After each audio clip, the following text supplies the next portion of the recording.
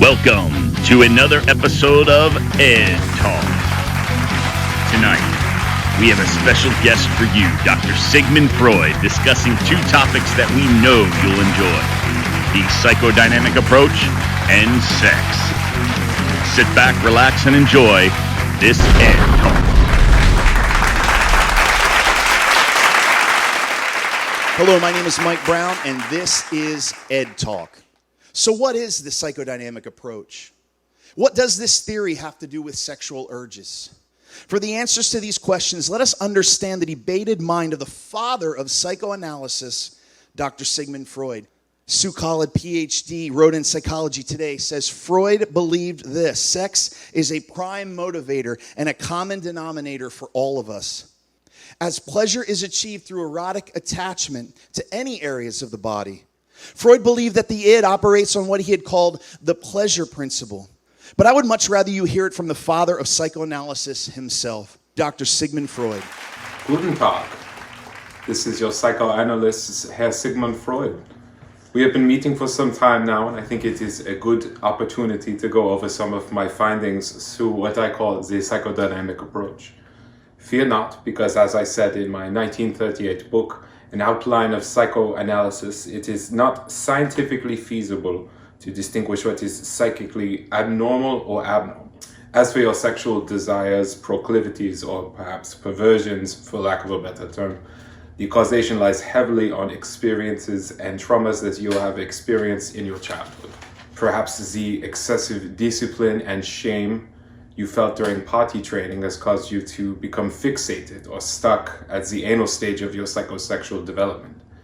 This would explain your anal retentive personality. You feel the need to be organized and tidy, but at the same time you have internalized disgust or shame of your body, an over-reliance on masturbation, and an inability to find pleasure with your sexual partners. The sexual proclivities and fetishes you have mentioned in our sessions stem from denial of the pleasure principle in childhood. Your relationships and attitude towards women stem from the onset of the edible complex experienced in the phallic stage of your psychosexual development. You developed a sexual desire or longing for your mother. Of course, what is sexual desire to a child, but simply acting on the urges of the id and satisfying the pleasure principle.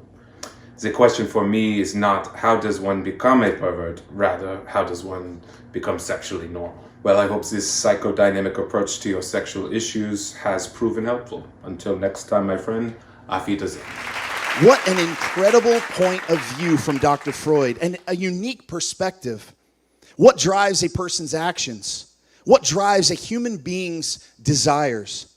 According to Barber, J.P., and B.A. Sharpless, Journal of the Society of Psychotherapy Research, it says this: today's psychodynamic theories tend to place less emphasis on sexual drive and more on cultural and social experiences as determinants.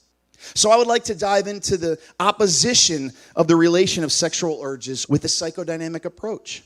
For that, I would go to our resident psychologist, Dr. Will. Listen as he shares his opinion on the modern view of psychodynamics. Thanks, Mike. The psychodynamic approach in Freud's time might seem like an almost frightening and sex-obsessed school of thought. But in modern psychoanalysis of sexual behavior, the psychodynamic approach has evolved quite a bit. One of the most important distinctions is a decreased emphasis on early childhood as the origin of sexual issues and fixations. Experiences later on in life are equally, if not more important, in shaping one's sexuality. Also, whereas Freud's theory painted human beings as stuck, trapped, or abject to their sexual desires, modern psychodynamic approach emphasizes the existence and importance of one's free will and their sexuality. According to research, one could deduct from the understanding of psychodynamics as it relates to sexual urges, and there's some validity in what Freud had to say. He was seeing in others what he felt and battled with himself. However, the contention is that he was onto something. How do I know this? We still use Freudian understanding today. Are sexual urges a driving factor in unconscious thought manifesting in behavior? Thank you for your attention in another successful journey into discovery of the psychodynamic approach and sex here on Ed Talk. Good night.